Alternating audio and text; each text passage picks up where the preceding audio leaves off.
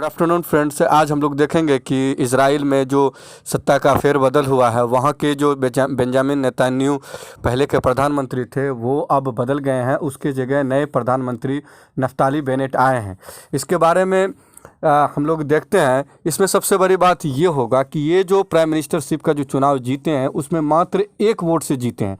और हम सबको पता होना चाहिए कि इज़राइल में एक गवर्नमेंट को हमें आज तक कभी भी एक गवर्नमेंट को बहुमत नहीं मिला है। पहले हम लोग देखते हैं कि ये देखिए, द वॉल स्ट्रीट जर्नल का एक आर्टिकल है जिसमें कहा गया है कि Israel gets new government to end Netanyahu जो 12 ईयर रूल। मतलब जो पिछले 12 साल से, यानी इजराइल में जो पिछले 12 साल से बेंजामिन नेतन्याहू की सरकार बनी हुई थी, जो कि एक 12 साल के लंबे अरसे के बाद वहाँ के पार्लियामेंट के थ्रू नफ्ताली बेनेट को सत्ता दिया गया। ये जो सत्ता है ये 8 पार्टी कोalition है। देख सकते हैं इसमें द स्ट्रीट जर्नल में लिखा हुआ है, Naftali Bennett's 8 party coalition wins confidence vote in parliament. इसमें हम लोग समझते हैं कि आखिर इसमें कौन कौन सी फेरबदल हुई है इसके पार्लियामेंट में। तो यहाँ हम लोग देखते हैं कि इसके जो गवर्नमेंट के पक्ष में जो कॉन्फिडेंस वोट किया गया है, जिसमें कि यस अतीड पार्टी है। इसी पार्टी से आपको नफ्ताली बेनेट का संबंध है, इसी पार्टी से, जो कि इजराइल के नए प्राइम मिनिस्टर है। उसमें ब्लू एंड वाइट है, इजराइल रेजिलेंस है, लेबर पार्टी है। इजराइल के बहुत सारे पार्टी को कोalition करके इसमें बनाया गया है। उसके बाद हम लोग देखते हैं कि अब बेंजामिन नेतन्याहू का क्या होगा। बेंजामिन नेतन्याहू अब अपोजिशन के लीडर बन गए हैं। वो अब, क्योंकि वो लिक्विड पार्टी के थे, लिक्विड पार्टी जो कि इजराइल के पार्लियामेंट में सबसे ज़्यादा सीटों वाले पार्टी थी, इसीलिए अब लिक्विड पार्टी के रूप के जो अपोजिशन लीडर बनेंगे वो बेंजामिन नेतन्याहू बनेंगे। इसके लिए चलते हैं, आगे बढ़ते हैं हम लोग, क्या क्या हुआ है इस सत्ता में फेरबदल ये देखते हैं। जैसे कि यहाँ देखिए लिखा हुआ है कि Naftali Bennett was sworn in as Israel's new prime minister on Sunday के दिन ही जो नफ्ताली बेनेट जो है वो इजराइल के पार्लियामेंट में कॉन्फिडेंस वोट जो है वो हासिल करके वो इजराइल का नया प्राइम मिनिस्टर बन गया। और वहाँ जो है ना वो शपथ ग्रहण भी उसका हो गया है। वो मात्र 1 वोट के मार्जिन से जीते हैं। अब पता नहीं ये कहना कब तक सही होगा कि ये गवर्नमेंट कब तक टिकेगा या नहीं टिकेगा, क्योंकि इजराइल के इतिहास में आज तक का जो हिस्ट्री है उसमें से कभी भी किसी एक पार्टी को पूर्ण बहुमत नहीं मिला है। सारे के सारे सब दिन कोalition गवर्नमेंट बना है। जैसा कि हम लोग देखते हैं कि नफ्ताली बेनेट 12 साल के लंबे अरसे के बाद जीते हैं वो। उसके बाद ये भी कहा जा रहा है इजराइल के हिस्ट्री में सबसे ज़्यादा लॉन्गेस्ट सर्विंग लीडर जो है वो बेंजामिन नेतन्याहू है। ठीक है, इसके बाद हम लोग आगे देखते हैं आगे क्या होता है। उसके बाद देखिए, हाँ, यहाँ पर पिछले मार्च 2021 में ही चौथा इलेक्शन हुआ था। 2 साल के अंदर में 4 इलेक्शन हुआ है। कोई भी पार्टी सरकार नहीं बनाने के कारण ये सारे इलेक्शन जो है वो रद्द हो जाते थे और पार्लियामेंट वहाँ का डिसॉल्व हो जाता था। तो यहाँ जो है बेनेट्स गवर्नमेंट जो आ रही है वो बहुत लंबे अरसे का जो पॉलिटिकल डेडलॉक है उसको ख़त्म किया है। और इसमें एक हैरानी बात ये भी है, जो ये सबसे डाइवर्स कोalition है ये भी कहा जा रहा है, क्योंकि पहली बार जो अरब पार्टी है, मतलब जो वेस्ट बैंक में जो अरब पार्टी जो एरिया है उसमें अरब सपोर्टेड पार्टी है, मतलब अरब इजरायली है, तो वो भी इस बार पार्टी में शामिल हुए हैं और वो गवर्नमेंट में शामिल हुए हैं। सबसे ख़ास बात यही है। बेनेट जो अपने सबसे शुरुआती स्पीच में बोले हैं जब कॉन्फिडेंस वोट जीतने के बाद, ये केनेस्ट है। केनेस्ट मतलब है वहाँ की पार्लियामेंट को केनेस्ट बोला जाता है। तो वहाँ जो जीतने के बाद वो जीतने के बाद सबसे पहले ये देश को संबोधित करते हुए ये बोले कि हमारे विविधता में ही एकता होती है और इसको हम बनाए रखेंगे। और जो ध्रुवीकरण पे कर रहे हैं हम लोगों के देश में, इजराइल में, उसको अब बर्दाश्त नहीं किया जाएगा। उसके बाद हम लोग नेतन्याहू के बारे में देखते हैं। नेतन्याहू जो है वो most dominant Israeli politician of his generation है। मतलब ये है जो कि इजराइल के इतिहास में सबसे डोमिनेंट लीडर है ये। और क्योंकि ये गवर्नमेंट थोड़े से ही बहुमत, मतलब 1 वोट के बहुमत से ये पावर में आए हैं, तो हो सकता है मे बी नेतन्याहू कभी भी पावर में वापस आ सकते हैं कुछ ना कुछ करके। और हम सबको पता होना चाहिए कि इजराइल में जो लीडर है, लॉन्गेस्ट सर्विंग लीडर बेंजामिन की बात 2019 में जो पोल्स हुआ था यानी इलेक्शन हुआ था, उसमें जो सबसे इसको हारने का एक जो फेलियर था, उसमें एक ख़ास बात ये कहा जा रहा था कि ऑन गोइंग करप्शन ट्रायल, मतलब उस पर जो करप्शन के जो ट्रायल है वो चला रहा है, उस पर चल रहा है, जो यही कारण है उसको उसके फेलियर होने के, पॉलिटिकल कैरियर पे दाग लगने के कारण वो उसकी लोकप्रियता घटी है और उसके कारण उसको इलेक्शन के रिजल्ट में काफ़ी फेरबदल महसूस हुआ है। लेकिन उसका ये भी कहना है जो ये सब चीज़ गलत आरोप है मेरे पे। अब कहाँ तक सही है कहाँ तक गलत है ये तो उसकी सुप्रीम कोर्ट तय करेगी। तो हम लोग नफ्ताली बेनेट के बारे में, बेनेट जो है वो अल्ट्रा नेशनलिस्ट पार्टी है। अल्ट्रा नेशनलिस्ट पार्टी ये है कि इसका ये कहने का मतलब है जो पैलेस्टाइन का जो क्षेत्र है, एरिया है, वेस्ट बैंक, जिस पे कि इजराइल का ऑक्यूपेशन है, तो उसमें जो जूइस का सेटलमेंट के लिए ये काफ़ी हद तक ये प्रयास करता है, ये उसके फेवर में हमेशा रहता है। 2013 से पहले जो पॉलिटिक्स में आने से पहले जो है ये एक बहुत बड़े बिजनेसमैन टाइकून है, मतलब ये बहुत अच्छे पैसे वाले लोग हैं। और आपको ये भी बता दें कि इससे पहले जो नेतन्याहू की जो गवर्नमेंट थी उसमें ये डिफेंस मिनिस्टर के रूप में भी सर्व कर चुके हैं अपने आप को। तो इसके पास अच्छा खासा पॉलिटिक्स में एक अनुभव है और ये कह सकते हैं जो ये पॉलिटिक्स में अच्छा कर सकते हैं। लेकिन अब इसका जो ये कहना है, जो अब हम लोग जो एक साथ आए हैं सारे अपोजिशन पार्टी को एक साथ करके, तो इसका ये कहने का मतलब है इजराइल को हम लोग की ज़रूरत थी, इसीलिए हम लोग एक साथ आए हैं। जबकि जो इजराइल में जो सेटलमेंट का प्रोग्राम था, मतलब जूइस को जो सेटल किया जाएगा, उसके ये तो मुखालफत नहीं थे, उसके ये सपोर्टर थे। लेकिन क्योंकि इसमें अरब पार्टी भी है, बहुत सारे लेफ़्ट पार्टी भी जुड़े हैं, तो अब ये सेटलमेंट जो है ना अब मुश्किल लगता है, अब इस पे थोड़ा सा लगाम लग जाएगा। और लेकिन इसमें एक ख़ास बात ये है कि ये कब हमेशा इंडिपेंडेंट फ़लस्तीन को अपोज करते हैं। तो मतलब इसका ये कहने का मतलब है जो फ़लस्तीन एक स्टेट के रूप में नहीं बनना चाहिए, एक कंट्री के रूप में नहीं बनना चाहिए।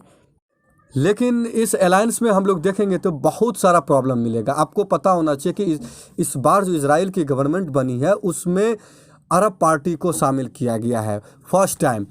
तो इसके जो रिप्रेजेंट है 21%, मतलब 21%, मतलब ये कह सकते हैं 21% अरब माइनॉरिटी को रिप्रेजेंट करने वाला पार्टी भी इसमें शामिल हुआ है। इस कोलिशन का बनने का एक ही मतलब लग रहा है जो सिर्फ बेंजामिन को हटाने का, यानी एक्स पीएम जो था उसको हटाने के लिए ये सब लोग एक साथ आए हैं। लेकिन इन सब के जो बातें हैं, विचार हैं, उन सब में से किसी एक चीज़ में भी समानता नहीं नज़र आ रहा है। और इस बेनेट के द्वारा और बेनेट के जो लीड गवर्नमेंट है उसके द्वारा ये कहा जा रहा है कि इंटरनेशनल इशू जैसे फ़लस्तीन का मुद्दा हो गया और कुछ हॉट टॉपिक है उसको छोड़ के हम लोग डोमेस्टिक रिफॉर्म्स के बारे में बात करेंगे जिससे कि प्रिंट हो सके। रही बात जो नया गवर्नमेंट मिला है उसके मद्देनज़र से कुछ फ़लस्तीनी नागरिक से पूछा गया थी क्या इसमें कुछ डिफरेंस हो सकता है नया गवर्नमेंट और पुराने गवर्नमेंट, तो उसमें से कुछ खासा अच्छा रिज़ल्ट नहीं आया क्योंकि उन लोगों का ये कहना है कि पहले जो गवर्नमेंट थे वो भी राइट पार्टी से बिलोंग करते थे। अब जो नफ्ताली जो है वो बेनेट नफ्ताली, इजराइल के न्यू प्राइम मिनिस्टर, वो भी एक right party, ultra nationalist right party से बिलोंग करती है। तो लगता नहीं है कुछ मेजर डिफरेंस होने वाला है फ़लस्तीन के मुद्दे पर, क्योंकि ये भी एक फ़लस्तीन स्टेट को रिजेक्ट करते हैं हम लोग नेतन्याहू की। तो नेतन्याहू के ऊपर जो है ना बहुत सारे करप्शन के चार्जेज चल रहे हैं, इसके जो अपने पावर का गलत इस्तेमाल करने के चार्ज चल रहे हैं। तो इन सब चीज़ों के बारे में बात करेंगे। चलिए अब इसके ट्रायल और इसके करप्शन के बारे में बात करते हैं। जैसे कि हम लोग बेंजामिन के ख़िलाफ़ जो केसेस हैं उसके बारे में बात करेंगे। मोस्टली जो 3 केसेस हैं उसको हम वहाँ के जो लोगों के द्वारा जाना जाता है 1000, 2000 एंड 4000। 1000 का मतलब ये है कि fraud and breach of trust. ये कहा जा रहा है कि वो अपने पावर का गलत इस्तेमाल करके अपने फ्रेंड्स से गिफ्ट रिसीविंग गिफ्ट्स जो कि सिगार्स एंड बोतल ऑफ शैम्पेन के बोतल के रूप में वो एक्सेप्ट किए हैं, जो कि अपने पावरफुल बिजनेसमैन दोस्त को उसके बदले में कुछ फ़ायदा पहुंचाने का काम किए हैं अपने पावर से। दूसरा केस जो है केस 2000, उसमें भी fraud and breach of trust के रूप में केस चल रहा है। इसमें ये कहा गया है कि नेतन्याहू जो है वो offering to help improve the circulation of Israeli newspaper, यानी इजरायली न्यूज़पेपर को सर्कुलेट करने के लिए जो वो ऑफ़र किए हैं सर्कुलेशन ऑफ न्यूज़पेपर। ये कहा जा रहा है कि फॉर पॉजिटिव कवरेज, मतलब ये अपने छवि को अच्छा बनाने के लिए वो न्यूज़पेपर को सपोर्ट करके अपने ऊपर लगे हुए दागों के बारे में निगेटिव खबर ना पॉजिटिव बात बताएं, जिससे कि उसकी जो छवि है इजराइल में वो अच्छे से बने और उसको इलेक्शन में फ़ायदा हो।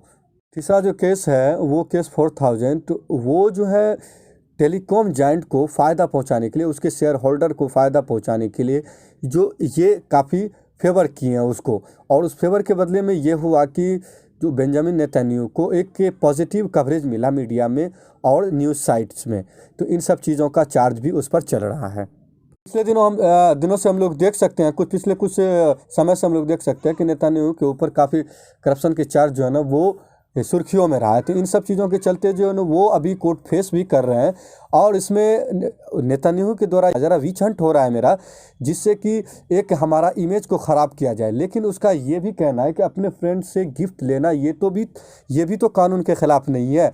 तो इस प्रकार के ट्रायल को हम पे चला करके ये हमारा पॉलिटिकल जो है वो एजेंडा सेट किया जा रहा है, जिससे कि हमारी छवि को बर्बाद किया जा सके और अपोजिशन लीडर इसका फ़ायदा उठा सके। अब हम लोग बात कर सकते हैं तो क्या बेंजामिन जेल जा सकते हैं? अगर कि ब्राइबेरी के चार्जेस अगर कि उस पर प्रूफ हो जाते हैं तो 10 साल का जेल और फाइन भी हो सकता है। उसके बाद फ्रॉड एंड ब्रीच के मामला अगर कि साबित हो जाता है तो उसको 3 साल के लिए जेल जाना हो सकता है। लेकिन ये सब जो फैसला है, ये सब जो वर्डिक्ट है, ये सब अभी सामने नहीं आ सकता है। इसमें आने में काफ़ी वक्त लग सकता है, मे बी बहुत वक्त। वो बेंजामिन नेतन्याहू अगर कि मान लेते हैं कि इन सब चीज़ों में मेरा हाथ था तो ये जल्दी निपट सकता है, लेकिन ऐसा होने वाला नहीं है। अगर कि ये सब चीज़ भी हो भी जाता है तो अगर कि उस पर केस साबित भी हो जाता है तो आप जानते हैं कि अपील करने में भी काफ़ी समय लग जाता है, और इस तरीक़े से मामला को काफ़ी आगे तक बढ़ाया जा सकता है। इसके लिए एक एग्जाम्पल हम लोग देख सकते हैं, जो इजराइल के जो फॉर्मर प्राइम मिनिस्टर थे, तो इसके प्राइम मिनिस्टर जो थे ऑलमर्ट, उस पर भी 2008 में जो न करप्शन के चार्जेस लगे थे उस पर भी इन्वेस्टिगेशन हुआ था, तो वो भी जेल चले गए थे और वो अपने पद से इस्तीफ़ा दे दिए थे। मतलब ये जो पार्टी के जो पद है उस पद से इस्तीफ़ा दे दिए थे, और उसी के कुछ दिनों बाद जो है वो नेतन्याहू की पावर में एंट्री हुई और वो इजराइल के पॉलिटिक्स में एक लंबा कैरियर बनाए। और इसमें ये हुआ था कि जो former prime minister of Israel Olmert थे, उसके ऊपर जो है ना बाद में करप्शन ट्रायल जो है ना वो कंप्लीट हो गया था। करप्शन चार्ज कंप्लीट होने के मतलब ये हुआ कि जैसे ही नेतन्याहू पावर में आए तो उसको 16 से 17 महीने की जेल हो गई। तो ये भी हो सकता है जो कहीं नफ्ताली बेनेट के पावर में आते ही बेंजामिन को भी जेल जाना पड़ सकता है, मे भी हो सकता है और नहीं भी हो सकता है। अब इसमें हम लोग ये कह सकते हैं कि जल्द से जल्द तो जेल तो नहीं हो सकता है, लेकिन अगर कि नफ्ताली बेनेट और आगे की कुछ ज़्यादा गवर्नमेंट इस पे खासा ध्यान दे तो कुछ अरसे में ये भी हो सकता है जो केस को समाप्त किया जा सकता है, और उसको मे भी अगर कि वर्डिक्ट हो जाते हैं तो जेल भी भेजा जा सकता है। तो हम लोग अब ये कह सकते हैं जो इजराइल में एक नया इतिहास फिर से लिखा जाए तो मे भी हो सकता है, क्योंकि ये अरब पार्टी इसमें शामिल हुई है, और अरब जो है पार्टी में 21% मतलब 21% अरब माइनॉरिटी को सपोर्ट करने वाला पार्टी है, उसको रिप्रेजेंट करने वाला पार्टी है। तो अब हम लोग देखते हैं आगे क्या होता है इजराइल के बारे में। तब तक के लिए जुड़े रहिए।